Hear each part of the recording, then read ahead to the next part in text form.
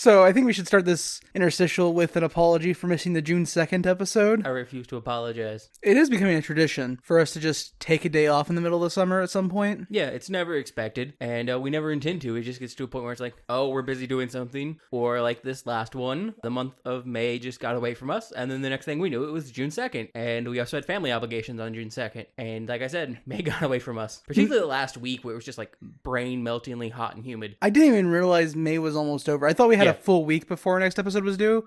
And I was like, oh shit, it's the 1st. Yeah, and with work schedules that we had, we could not get it out on the 2nd. We just said, fuck it. Look, it sounds like a bunch of excuses, and it is. We do this podcast for like no money, and no money, for no money. And out of the goodness of our hearts, to help you decide what you should watch on television and YouTube and the internet. That's what we're providing a service. And sometimes, roughly every year, we have a little bit of burnout, and we say, we can skip an episode. Yeah, though I do object to you dictating what's in my heart. It's not goodness. I do not do this out of the goodness of my heart. I have none there. So then, what's the motivation? It kills boredom. Fair enough.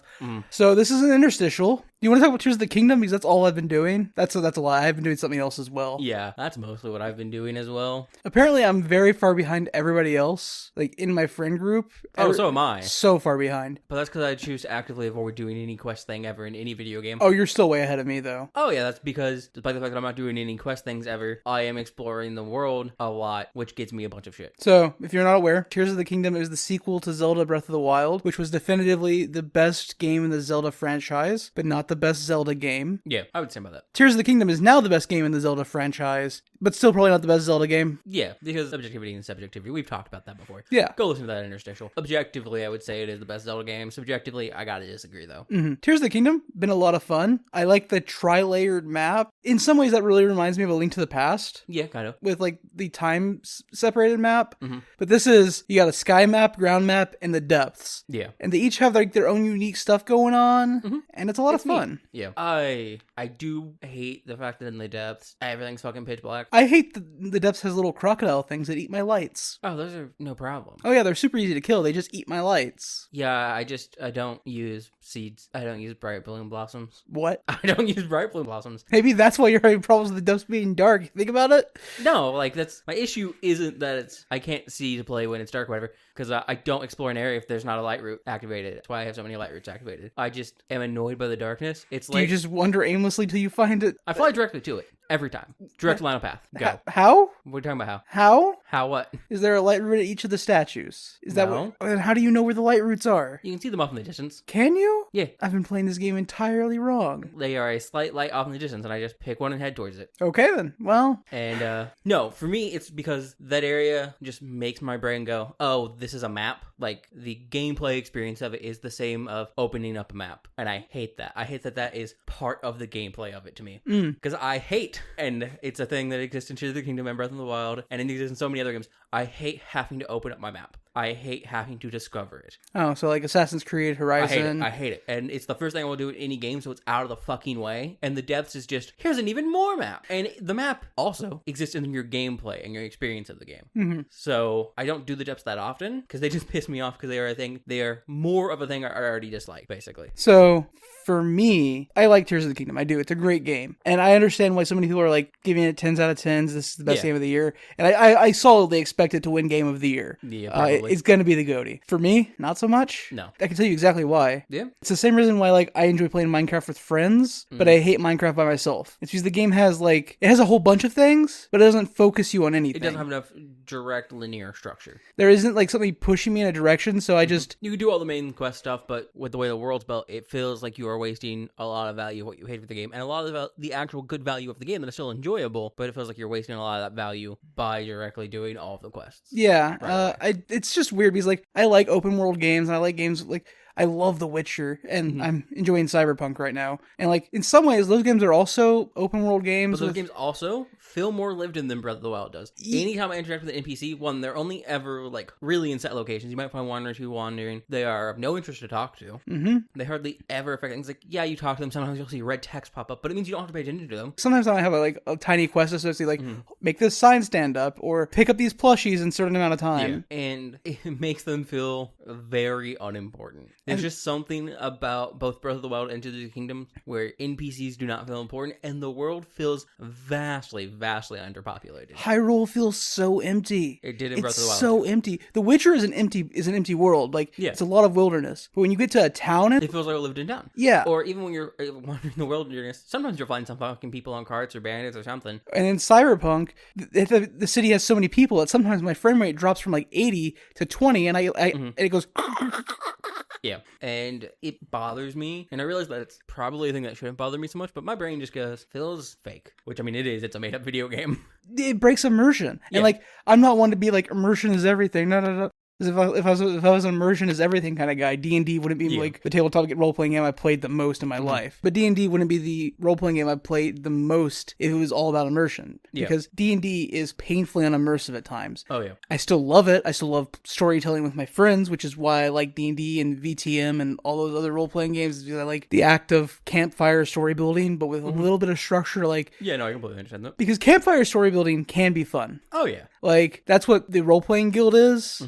But even that has a little bit of structure to it. Everybody gets a character, and like, but that's what I love about it. You want to know what bothers me about part of the structure of Tears of the Kingdom and the fact that there are so few NPCs? Yeah, go ahead. We wander around the map fucking everywhere, right? Yeah, obviously. Most of what my gameplay has been. But because they introduced the construct these things element to the game, they're like, well, we need people to have things. So they put out these resources that ostensibly, according to the lore of the game, were set up by Princess Zelda so people to rebuild shit. Which implies that people would have been building stuff around there, but there's no one even attempting to rebuild anything. None of these things are being used by anyone but you. And you're just wandering around and you have all these vast empty areas, and it's just like, hey, here's this little platform with some planks and woods and posts, and it's just like, no one else uses this. So I like, so many of the areas also, they're not around like destroyed village or anything. It's just like, random field, here's this thing. And it's like, what are you rebuilding? There's nothing here. So that's that immersion type of stuff. I'm trying to remember what the actual term for that is. It's ludonarrative dissonance. Yeah, that's ludonarrative dissonance. For instance, the two games I've been playing most right now are Tears of the Kingdom and Cyberpunk 2077.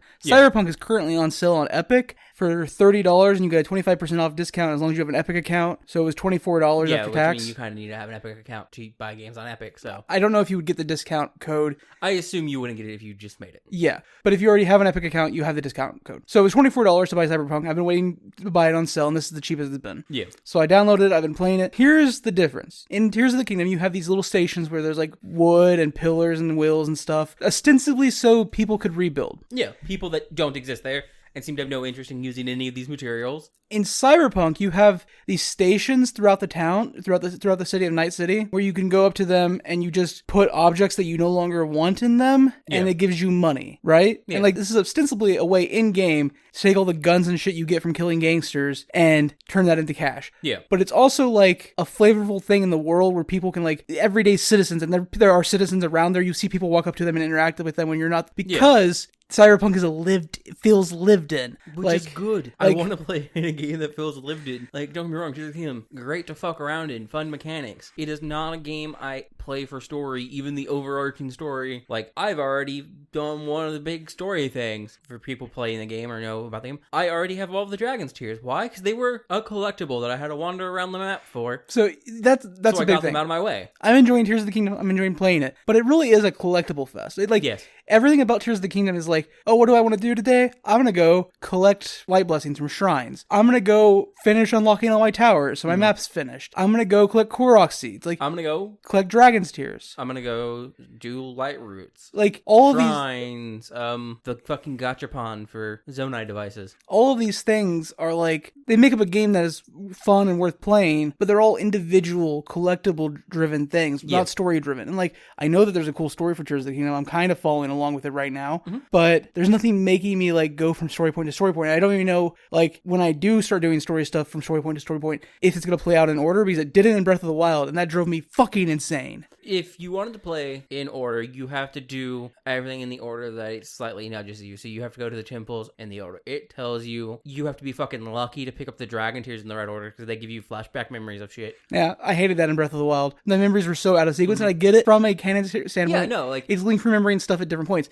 In this game, that's not the case, though. And in like, this game, though, it still technically makes sense. I know, but like, but it does bother me still. The story, like, actively, like, couldn't they have just actively just checked how many Dragon Tears you had and played the next one Yeah, in when you line? have 5 Dragon Tears, play this one. No, you definitely could have, but they just didn't want to do that. I'm sorry I'm complaining about Tears of the Kingdom so hard. I had this conversation with our friend the other night because he's talking about how Tears of the Kingdom was like his favorite game in a long time. And I'm like, yeah, that's cool. And we were talking about like what we liked about it. He's like, you don't seem as enthusiastic about it as I am. And I'm like, I'm not. Yeah, I enjoy the game, but I am not as enthusiastic about it as you are. And like that's why I was okay with waiting until like after Gen Con to buy it. Like if GameStop hadn't ran a deal where you could have got it for $20, Yeah. I still wouldn't be playing Tears of the Kingdom. Because it's like, I know from my experience with Breath of the Wild that this isn't a game I'm going to fall in love with. It's gonna be a game I like, but it's not gonna be a game I love. Yeah, no, exactly. Like, it is definitely an enjoyable game, but as I've stated many times to you and our friends, and I think I've mentioned it a few times on the podcast before, I am a big story gamer, and this definitely has better story than a lot of other Zelda games do. So that's kind of a lie. No, I think Majora's Mask, Twilight Princess, Ocarina of Time, Wind Waker. maybe A Link to the Maybe Past, Wind Waker. and Link's Awakening all probably have stronger stories. Yeah, that's why I said that's a lie. I was literally just thinking Breath of the Wild. It has a slightly stronger story than Breath of the Wild. Maybe even Skyward Sword. I don't know. I never played Skyward Sword. Yeah, neither have I. Yeah. I've just seen like video stuff about it. It has better story than a lot of big AAA games recently, Fair enough. but I don't care that much still, which feels bad because I just- just feel like if the game structured its story better, I would enjoy the overall game more. It doesn't provide its story in a way that makes me feel involved in the story. And as a video game, that's what I want. If I want a story where like I feel like an outsider to the story, that's what books and TV are for. Yeah. If I want a story where I feel like I'm an active participant in the story, that's why we have video games. If I wanted a game where the story was only because I picked up things, I would just play Katamari Damacy? Katamari Damacy is a good joke answer. But I was going to say something like Dark Souls or Elden Ring where you literally pick up collectibles, read a bit, and get an actual story. Yeah, okay. Because otherwise, what it feels like is like, here's this huge briefing because you picked up this fucking Umbrella fucking court page in Resident Evil 1. And now that you know this weird thing that this company is doing, you can go run around and just shoot zombies because it feels very much like if that's how Resident Evil was built, you would have no idea what's going on and the story doesn't matter. You just get attacked by zombies for some reason. Yeah, and I mean, a little bit that's how Resident Evil 1 does play out. But you actually have actual story, which the story is, yeah, you're getting attacked by zombies, but also save your fucking friends and figure out what killed these people. And try to get out of this fucking mansion. Yeah, it's a very self-contained story, but at least there's a story there. Whereas in Tears of the Kingdom, assumingly except for the very end and the very beginning, most of the story does not involve Link really in any way. And He most- might get mentioned. And most of the stuff you as Link are doing serves no purpose to the story. Yeah. It doesn't like move the story forward. It just makes you mechanically better. And sometimes it doesn't make you mechanically better. Sometimes it just makes your map bigger or like Look, you've got an iron mushroom. or sometimes it's even like, oh hey, you got new clothes. I'm glad those clothes matter to like the story in any way, shape, or Yep, form. definitely. Especially because I don't know if this is going to continue being the truth. Most of the clothing I've found so far has very similar ranges of defenses. Like That varies when you start to level things up with fairies. Some things Okay. increase more, some things don't. It depends on if it has an attached ability to it, really. okay, so everything's like defense 2 to 4. Yeah, I have some things maxed out, so 2 articles of my clothing are sitting at 20. Okay. Okay, never mind. That makes sense then, I guess. It just But it feels actually, weird. a thing that I thought of when you were talking about doing quests and stuff, Yeah. and it kind of didn't really feel like you were a part of it, is that, so one, you definitely don't really feel like you're part of the narrative because it's all exposition happening around you. Link is not a major player in it, and you as a character are not affecting the story in any major way. You are just experiencing it, which that makes me think of another thing I'll mention in a moment. Okay. But the first thing is, you know what really makes you feel like you're definitely involved in the story? Sarcasm. Note the sarcasm there. Okay. So often in this game, still, much like in Breath of the Wild, you'll walk up to someone, and in the first game it makes sense. You walk up to someone like, oh, who are you? Because it's been hundreds of fucking years, so people living now do not know who you are. Yeah, you took a big nap. Even though you are this big hero, you are the princess's bodyguard. Link got eepy. Yeah, whereas everyone in this game seems to know who Link is, but none of them recognize you. Well, some people do. Yeah, but so many of them don't recognize you, but they'll talk about you, and then the moment you walk up, they're like, her. What a great way to make it feel like your character doesn't actually matter by literally telling them from characters in the game that they do not matter. My favorite is when you interact with characters who you definitely interacted with in Breath of the Wild. And then they have no idea who you are. And I'm sorry. That just, yeah. What a great way to tell your players that your character does not matter than to do it directly to their fucking face Yeah. and make it seem like a joke. I like Zelda. I like Zelda games a lot. And I really enjoyed Breath of the Wild, and I'm enjoying Tears of the Kingdom, but I don't think it's as perfect as people make it out to be. Oh no, I would agree. It's fun, and I enjoy it greatly, like, playing it. Yeah, it's a fun game to play. But sometimes it just, like, gets really slodgy, and, like, I lose motivation to play, and it's at that point where I turn it off, which might make it the perfect game, actually. Now that I'm thinking about the fact that the game gets to a point where I'm just like, no. No, I'm good. I think I'll chill for now. Because that's important to my brain, because sometimes I don't get that. Like, the other day I was playing Cyberpunk, and it was 10 hours later, and I was like, oh shit, it's 10 hours later. Well, it's also the nice thing of, like, sometimes I want to play a video game, but I also want to listen to a podcast. Yeah. Or, say, an audiobook. Yeah, I can't do that while playing, like, a game that has active story elements No, so I going. can easily do it there. But you know what else? The way the game presents itself makes me think of What's that? a RPG system, written, some mechanics, and then the story of the world is just about things that have already happened. It's, here's my world, please don't touch. It feels like that. The only thing in this world that you really touch to the story that matters are the boss fights, and it feels like those only exist because it's the same as like why the mechanics exist in an RPG that you're not supposed to actually play, because all the cool things have already happened and the world is already existing the way it's supposed to, and you're not supposed to do anything with it. Yeah. Boss battles only exist for the same reason you only roll dice in those. They have to. It kind of is really the perfect video game, like video game rendition of here's my world. Here's my cool world. Please don't touch it. So true. Jesus Christ. That's how fucking Breath of the Wild and Tears of the Kingdom feels present to me. It's like, look at the cool world I made. Please don't touch it. And if you do touch it, it's okay because everything resets every 30 days when there's a blood moon. Yeah. No, it's literally, please don't touch my world. Fine, if you fucking must, but it's not going to matter. All the cool shit's already happened. They even wrote a way to reset the world into the game. Yeah. And you can't do anything to stop it. Jesus Christ. It's literally a DM being like, this is my cool world. You can't do anything to it. Yeah, to which my brain just goes, write a fucking book. For posterity's sake, I'd like to point out that statement in comparison broke Josh, but it also seemed to have broken Audacity at that exact same point. Just because so we can get it on the audio. Could you have roasted Nintendo any harder? Like, honest to fucking God, could you have roasted them any harder? Like, they make this cool-ass game that everybody's loving. It's 10 out of 10s all around, perfect scores, and you're like, really feels like you're the DM who said, here's a cool world, you can't do anything to it, though. Please don't touch it. But if you must, I guess you can. It doesn't matter. I already did all the cool stuff anyways. And anything you do is just going to uncover that story in retrospect. Like, you're not going to do anything that actually affects the story. It's all already happened. Yeah, the only thing you're actually going to do, I guess, is defeat the boss and get the very end of the story. But, I mean, it doesn't really feel like you're affecting that. God, we're roasting Tears of the Kingdom so hard for a game that is being given perfect scores. It's a fun game, but it's not a fun story. Yeah, I don't even know if I'd give it a 10. It's probably somewhere in like the 8.5 ballpark for me. It's very good. Yeah, I would agree with that. It's a really good game. I would not say it does story well. For me, it's not even gonna be the GOTY. I already know a game that I played this year that I like more than Zelda, and nobody's gonna agree with me, and it's Dredge, that little game. I haven't played Dredge, I don't know. That little masterpiece. I mean, I've seen a lot of people playing it on Twitch, so. Yeah, it's just an indie darling, and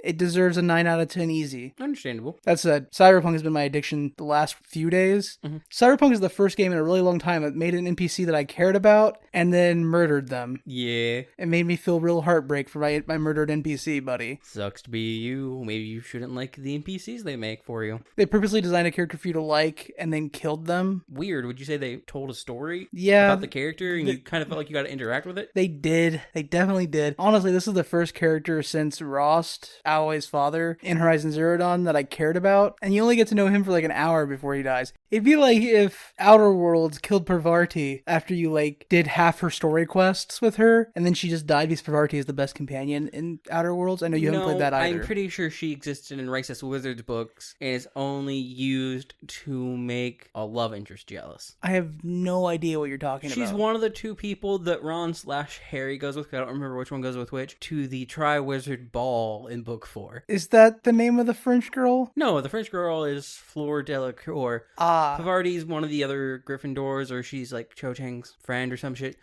Can you not say that? That sounds insanely racist. What? Cho's name. Can you just... Her name is very racist. You aren't wrong, yeah.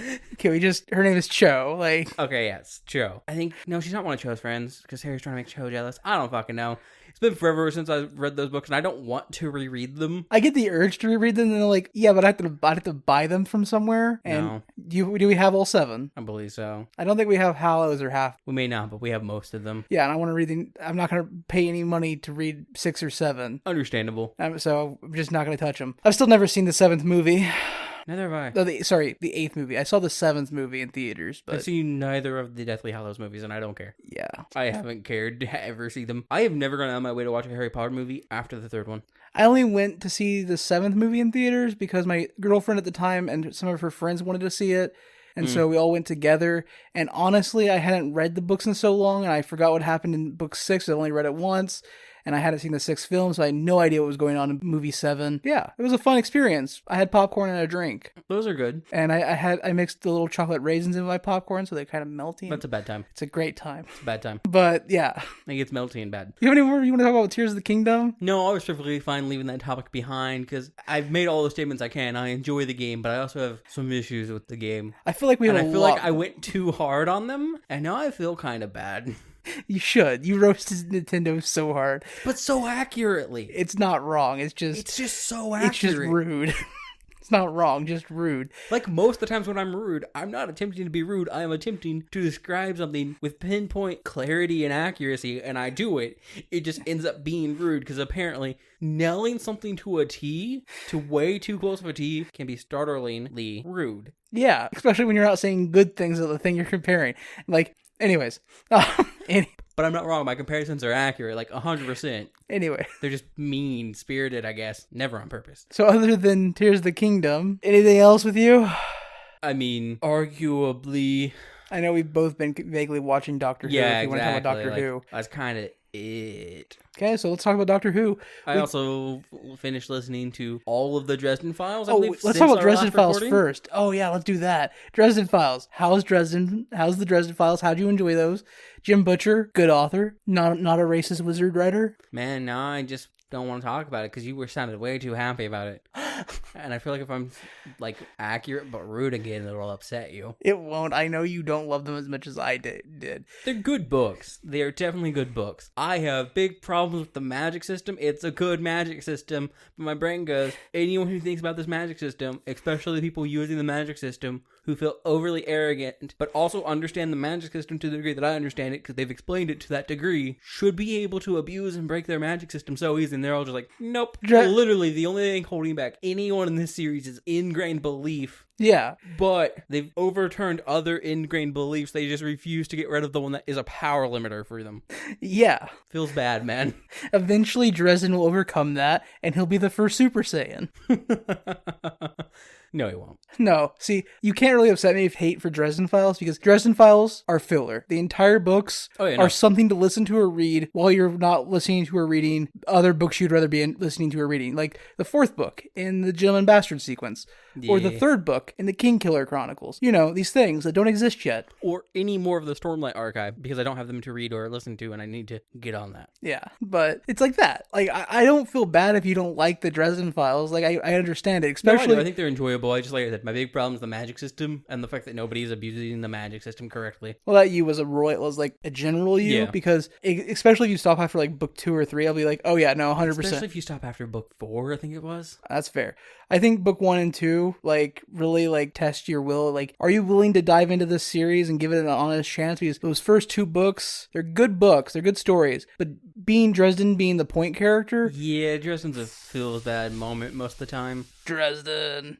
Oh, Dresden. Yeah. But, like, as far as the structure for the stories go, it is a modern noir revival fantasy series, which, as you know, is just, like, a weird thing that I enjoy as an idea. I love magic in the modern world. Like, yeah, modern fantasy is always fun, and I have a weird penchant in my heart for noir detective series and, like, gumshoe detectives. Basically, just, like, all of that shit. Like, give me gumshoey stuff or noir shit. Penny Dreadfuls. Like, if it's from, like, the 50s and 60s and it's kind of over the top in whatever genre it is, because, let's face it, all those genres are, like, go too hard to almost a campy degree on whatever genre they have chosen. I enjoy it. I'm kind of sad that the Dresden Files kind of lost the plot, because, like, and I don't mean, like, lost the overarching story. The overarching story is fine, but, like, no, the overarching story is arguably more plot at the end. Like, lost the original idea of Harry Dresden, private wizard for hire, and that was the thread. That was the go-to selling point, and then it's evolved into not so much wizard for hire. That's a thing he used to do, and now he has other things he has to do. Yeah. There's not really a solve case-by-case thing. Try and make it from rent check to rent check. I loved that hook, but that hook's a good hook. It got me into the world. The only problem is you can't write 20 fucking books with that being the only hook. Oh, it's gonna be like 30 or 40 books by the time it's done. Jim Butcher. Yeah. No, I realize. My point is you cannot write that many books with that being the only hook. Yeah. I mean, that is a TV serial hook. Except the TV hook did it badly. The TV hook didn't do the TV hook right. Because if you don't remember, we reviewed the Dresden Files sci-fi original TV show. Yeah. And it was bad. And it's worse once you've read the books. Dresden was played by Detective Lance from the Arrow series. That was good casting, honestly. It was good casting. That was such a good casting. That's the main thing I remember from it. That and his apartment. My brain immediately went, that doesn't look like the apartment for what I know of Harry Dresden. And then I read the books and I was like, that's not the apartment for what Harry Dresden is. It's also Bob. They just destroyed any aspect of what Bob was. Yeah. I love the Dresden Files a lot because they're not great, because they're such niche things. Like, they're never gonna be like a classic that people are like, oh, have you read The Wise Man's Fear? Which people say that. Do that, yeah. Because Rothfuss, as much as I don't like him as a human being right now, is a brilliant writer. His prose is fantastic. His prose is amazing. Oh, did I tell you a fan theory about the third book? No. It's less about the content of the third book and why we haven't got the third book. So, Rothfuss's father was also a writer. Okay. He wasn't he never became a prolific fiction writer or anything, but he wrote for a living. I don't remember exactly what he wrote, but that's irrelevant to this. The point being, sometime after the second book came out, and before Pat Rothfuss stopped communicating with his editor, because that's a canon fact that for about 8 years, his editor received nothing from him. Shortly before he stopped communicating with his editor, his father passed away. So the fan theory is that his father was actually the one writing the books? That is the fan theory. We'll never get a third book because Rothfuss isn't the writer. That's some crazy conspiracy level bullshit. I don't like it. It so is. I don't like. There's more details I could find the Reddit thread about it to pull it up. But it makes my brain tickle in a way that's like, God, I hope if we don't get a third book, this is why. This is the reason I want us to not get a third book. Because then there's actual explainable reason as to why. Yeah, that just makes sense instead of Rothfuss being Rothfuss. Yeah. But Doctor Who, you want to talk about Doctor Who? We're currently on Capaldi Doctor, 12th Doctor. We just finished season 9. We're halfway through season 10. Capaldi's the best Doctor, fight me. God, I thought Tennant was the best Doctor. I was willing to fight a motherfucker for Tennant. And then Capaldi came along and was like, watch me tell the best stories as the Doctor, and not only portray the Doctor the best, but encapsulate every aspect of the Doctor that Smith, Tennant, Eccleston, and John gave him. And Matt Smith. I said Smith. Did you? Smith, Eccleston, Tennant, and John Hurt. I didn't hear Smith in there. That was my fault. I missed the first thing you said. Which are the only 4 Doctors I have actual ground for, because I haven't watched any classic Who. Yeah. But he captures all of them so well. He's the first time a Doctor's reincarnated, and I've been like, oh yeah, this is the Doctor. This is the Doctor, not only as the Doctor, but the Doctor having grown as a person from his past lives. And also, Clara's the literal best companion. Agreed. I prefer Rory and Amy's story, because their story is so good. Clara is the best companion because her companion story arc doesn't follow the same trajectory of any other companion story arc. Yes, she does end up falling in love with the Doctor, and the Doctor falls in love with her, which is the similar story to Eccleston and Tennant's Doctor with Rose. Yes. But it's not the same. The Doctor falls in love with Rose because she represents what it means to be a human and be able to be something he cannot be. Yeah. Clara he falls in love with because he sees himself in Clara, and Clara falls in love with the Doctor because she sees the Doctor as somebody who she wants to be, and they grow towards each other instead of away from each other, which God. And then Heaven Sent and Hellbent, the Clara's final episodes are such a beautiful story about how you can be in love with somebody and you can love them, but you can be the wrong person for each other. You can be so toxic for one another, not in a way that you treat each other badly, but in the way that you make each other do bad things. Yeah, just the way you actively enable each other to make the empirically wrong choices. And it's so good. God, I love those 2 episodes. I cried during Hellbent. Yeah. I noticed. I love Doctor Who so... Okay, so I don't love Doctor Who so much. When Doctor Who is at its best, it is one of the best TV shows ever written. I would agree. And Heaven Sent and Hellbent are Doctor Who at its literal best. However, when Doctor Who's at its worst, it's like a 2. It's never an absolute 1 because it has some production quality and story structure. But there are episodes where my brain just goes, I never want to watch this episode ever again. There's episodes It's where a bad episode. There's episodes where I watch Doctor Who and I'm like, man, if I can see why if people saw this episode, they'd be like, why do people like Doctor Who? Yeah. And like, For me, one of those episodes is the fucking traffic jam on new. I think it's only 3 news or 4 news. It's like 15 news. It is 15 news New York. Yeah, that episode's bad too. 100%. It's a bad episode and I hate everything about it. Yeah. It makes me go, why do I watch Doctor Who? Mm-hmm. The only good thing that happens in that episode is we see the face of Bo die. Mm-hmm. And that's not even good. Do you know why? Do you want to know that it's not good? He's The rest of the episode is so shit, it makes that unimportant. Yeah, it's taking a super important moment in like the lineage of Doctor Who and putting it in this terrible episode. Where you're just delivered a message from the face of Bo when we could have had a better story, and also gotten the same message of face of Bo and anything that's literally like tacked on to like the last 2 minutes. It's like, here you go. Yeah, and now we've moved on to season 10, which means we have a new companion. We do. We have Bill. And I'm really liking Bill. Bill's been good so far. She doesn't take Doctor shit very much. No, which is good. And she's also like the perfect straight man for Capaldi's humor. Agreed. I've enjoyed it a lot. She's like to compare her to past companions, like comparing the current Doctor to past Doctors, she's like a fusion of Rose and Clara. I could see it. She has a bit of Donna in her. Yeah. Calling the Doctor on his bullshit, which was a very Donna trait. But no, I'm really enjoying Clara Bill. did that too in the early run. I'm really enjoying Bill. I don't think she'll pass Clara as my favorite. Agreed. So that's sad for her, but... You know what else is sad? We're slowly running out of Capaldi episodes. Oh, we've got like half a season of Capaldi left, I think. Yeah, which, like, don't get me wrong, I don't mind a new Doctor, but I do hate to see Capaldi go. I've also... See, I want to say I've also heard terrible things about Whittaker's run as the Doctor. But like, I don't trust people. But it's very hard for me to be like, oh yeah, I've heard terrible things about Whittaker's run, and like know if those are actual terrible, truthful things about Whittaker's run, or if that's people being sexist because they hate that the Doctor's now a woman. Because they were such a fucking blow up on the internet when it was even announced that a woman was going to be the Doctor before we even knew who it fucking was. It's the Captain Marvel problem again. Mm-hmm. That movie's fine. It's a good movie. Yeah, it's not the best Marvel movie, but it's fine. It's definitely middling Marvel, but the way the internet talked about it, you would have thought it was like the worst thing Marvel ever put out. Either the worst thing or the best thing. I hate the internet. Yeah. I just want like honest reviews, which is part of the reason why we do this. I'm supposed to be being honest on this shit? Fuck. You can't say that in an episode where you actively roasted Nintendo for giving you a game that is Good. Yeah. You can't be like, oh no, I'm supposed to be honest. I've never been honest. Also, Tears of the Kingdom. Why? Yeah. What if I lied and I don't feel that way about that game at all? You're just saying stuff to be controversial? I'm just saying things to be controversial. Very, very accurate things about the game to be purely controversial, but it's all a lie and it's not meant to be accurate. I'm just scarily accurate about my lies. So in other words, I have provided you an honest review objectively, but subjectively it's a lie review.